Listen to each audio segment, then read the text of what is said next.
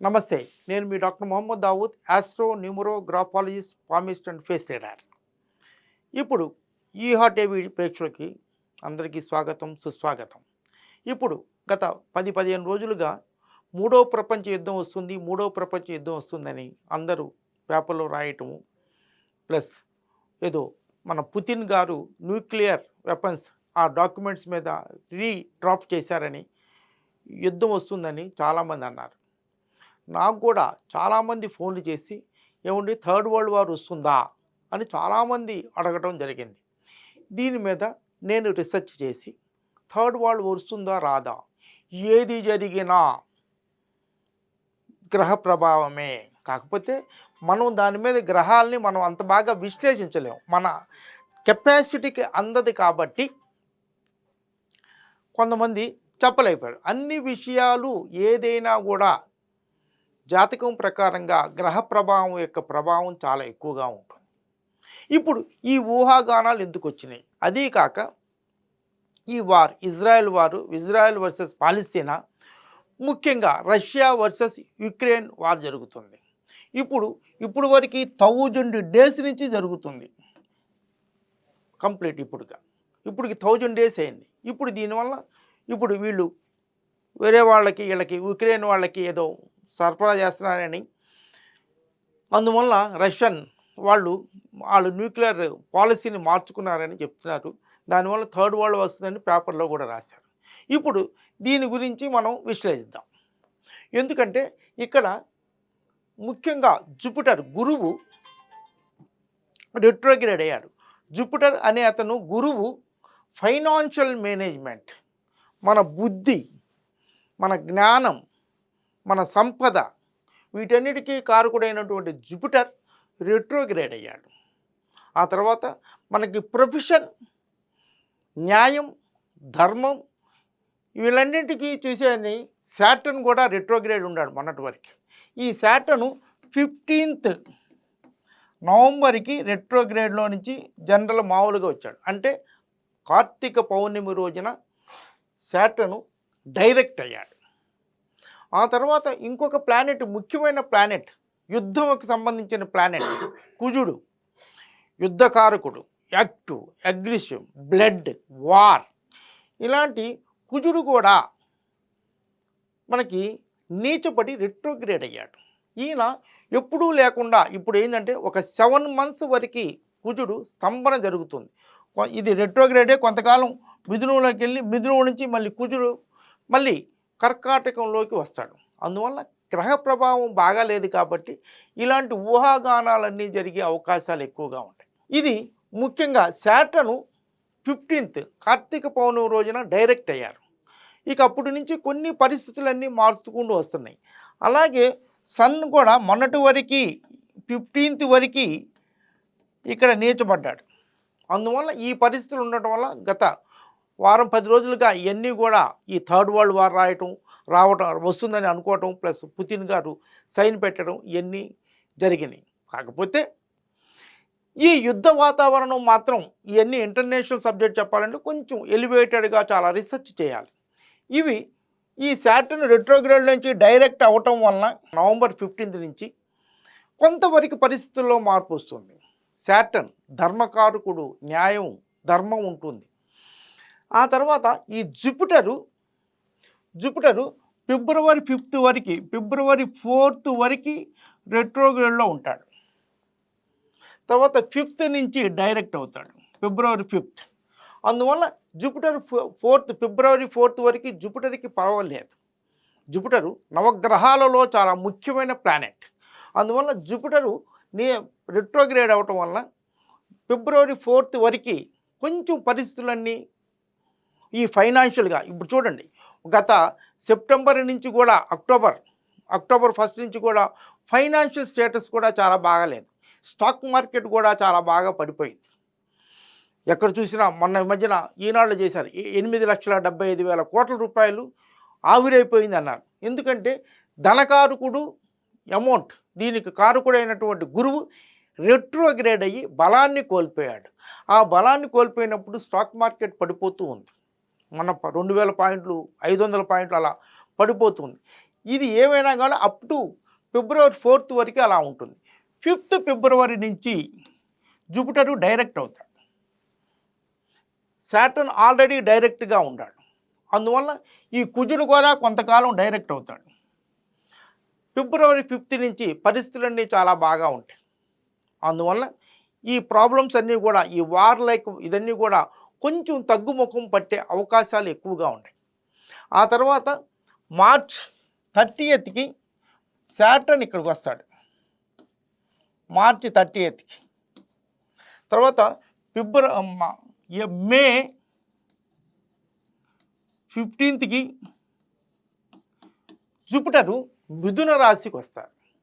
ఈ మిథున రాశికి జూపిటర్ రావటం మే 15న, తర్వాత కుజుడు కూడా మే 19న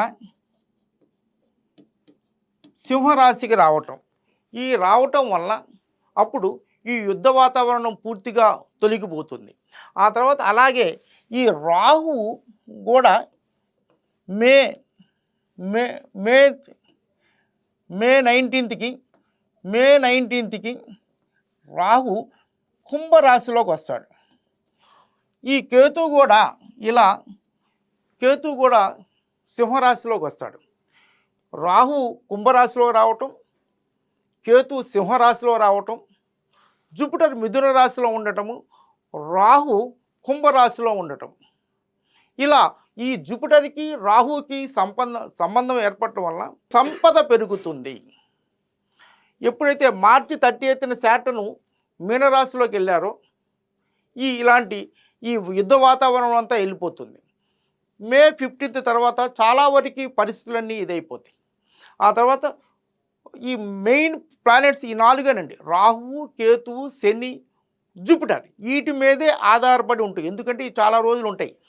శని భగవాను 2.5 సంవత్సరాలు, రాహు 18 నెలలు, జూపిటరు 1 సంవత్సరం. జూపిటర్ యొక్క గోచారం చాలా చాలా ముఖ్యం. అందువల్ల మే 15 తర్వాత గురువు మిథున రాశిలో ఉండటము, రాహువుని చూడటం వల్ల ఎక్కడ లేని సంపద పెరుగుతుంది. అకస్మాత్తుగా ధనలాభం వస్తుంది. తర్వాత సముద్రాలలో రకరకాల మినరల్స్, రకరకాల వస్తువులు దొరికి అంటే సముద్ర గర్భం నుంచి సంపద పెరుగుతుంది.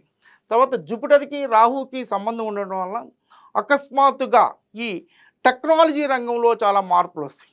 ఈ రోబోట్స్ ఇప్పటికే ఏఐ ప్రోగ్రామ్స్ అని అంటారు. వీటి వల్ల ఒక సంవత్సరం రోజులు చాలా టెక్నాలజీలో చాలా చాలా మార్పులు వస్తాయి.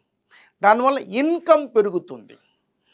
ఈ ఇన్కమ్ పెరగటం వల్ల ఇప్పుడు వరకు చాలా రోజులుగా ఫైనాన్షియల్ స్టేటస్ బాగా లేకపోవటం వల్ల మిడిల్ మేనేజ్మెంట్ గ్రూప్ వాళ్ళు ఉండాలి. 35 నుంచి 50 ఇయర్స్ లోపల ఉన్న వాళ్ళకి శాలరీస్ 30 lakhs అబోవ్ ఉన్న వాళ్ళకి చాలా వరకు మొన్నటి వరకు లే ఆఫ్లు అయిపోయినాయి.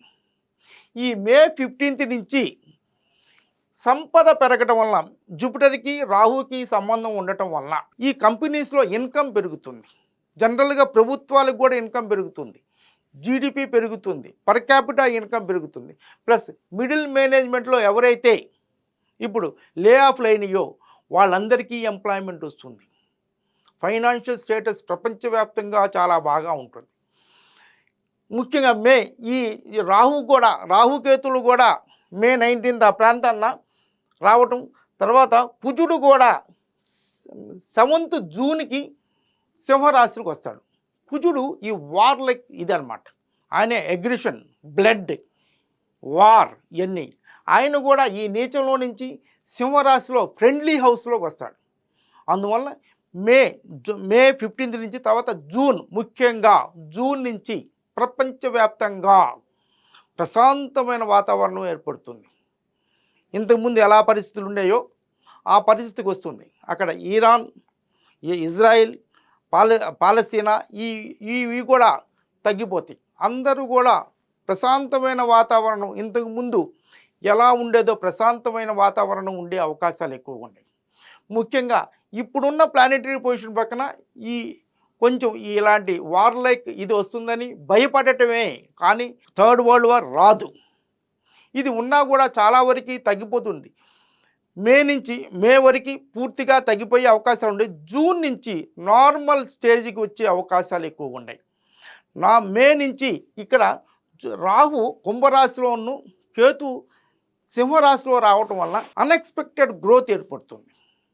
ఇప్పుడు మ్యారేజ్ చేసుకున్న పిల్లలు రేపు 25th మే నుంచి సంతానం కలుగుతుంది. వాళ్ళకి 25th మే నుంచి ఒక 1.5 years వరకు సంతానం కలిగిన సంతానం వాళ్ళకి చాలా మంచిది. అనరెండ్ ప్రాపర్టీస్ వస్తాయి వాళ్ళకి, తల్లిదండ్రుల నుంచి ఎక్కడెక్కడి నుంచో అనరెండ్ ప్రాపర్టీస్ వస్తాయి. కాకపోతే ఇప్పుడు మ్యారేజ్ చేసుకున్న వాళ్ళు మోస్ట్లీ సింగిల్ సంతానం, ఒక సంతానం సరిపోతుంది అని అనుకుంటారు. కానీ మన ప్రపంచానికి యంగ్ పీపుల్ సంతానం కావాలి. కానీ ఆ పీరియడ్లో పుట్టిన వాళ్ళంతా సంతానం కొంచెం అక్కర్లేదని ఒక సంతానంతో ఉండే అవకాశాలు ఎక్కువ ఉన్నాయి. ఎవరైతే 2025 మే నుంచి ఒక 18 months లోపల పుడతారో వాళ్ళు చాలా అదృష్టవంతమైన పిల్లలు అనుకోవచ్చు. ఎందుకంటే వాళ్ళకి అనరెండ్ ప్రాపర్టీ తల్లిదండ్రులు ఎక్కడి నుంచో చాలా వస్తుంది. మన ప్రపంచవ్యాప్తంగా ఈ జూపిటర్కి రాహుకి సంబంధమైన అన్ఎక్స్పెక్టెడ్ గ్రోత్, ఫైనాన్షియల్ గ్రోత్ వస్తుంది. ప్రపంచం అంతా చాలా బాగా ఉంటుంది. ఇప్పుడు ఈ గోల్డ్ రేట్స్ కూడా పెరగడానికి జూపిటర్ రెట్రోగ్రేడ్ అవ్వటమే. ఇది రేపు February 5th నుంచి గోల్డ్ రేట్స్ కూడా స్థిరంగా ఉంటాయి. ఎక్కువగా ఏవి రేట్లు పెరిగిపోతాయని అనుకోవద్దండి. గోల్డ్ రేట్స్ కూడా స్థిరంగానే ఉంటాయి. ఒక 10-15% up that side or this side వస్తుంది. అంతకు తప్పితే ఇంకా పెద్దగా ఎక్కువ ఏమి ఉండదండి. గోల్డ్ రేట్స్ ఉంటాయి. తర్వాత 5th February నుంచి స్టాక్ మార్కెట్ కూడా చాలా బాగా పెరుగుతుంది. షేర్లన్నీ కూడా ఇప్పుడు చాలా లాసులో ఉన్నాయి. ఇవన్నీ కూడా నార్మల్సీకి వచ్చే అవకాశాలు ఉంటాయి. జూన్ నుంచి ప్రపంచవ్యాప్తంగా ఫైనాన్షియల్ స్టేటస్ చాలా బాగా ఉంటుంది. జీడిపి పెరుగుతుంది, పర్ క్యాపిటా ఇన్కమ్ పెరుగుతుంది, అన్నీ చాలా బాగా ఉంటాయి. అందువల్ల మీరు ఎవరు భయపడక్కర్లేదు. థర్డ్ వరల్డ్ వార్ రాదు.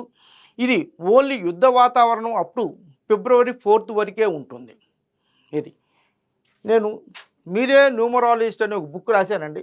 440 పేజీలతో మీరే న్యూమరాలజిస్ట్ అని సమగ్రంగా గ్రంథం రాశాను. ఈ బుక్ కావాలి అనుకునేటైతే ఎవరైనా కానీ స్క్రీన్ మీద కనిపించే నెంబర్లకి మీ అడ్రస్ పంపిస్తే ఈ బుక్ని మా వాళ్ళు VPP ద్వారా పంపిస్తారు. ఈ ప్రోగ్రాం నచ్చితే లైక్ చేయండి, సబ్స్క్రైబ్ చేయండి, మీ ఫ్రెండ్స్ రిలేటివ్స్కి అందరికీ ఫార్వర్డ్ చేయండి. ఈ థర్డ్ వరల్డ్ వార్ వస్తుందనే భయాన్ని వదిలేసేయండి. థర్డ్ వరల్డ్ వార్ రాదు.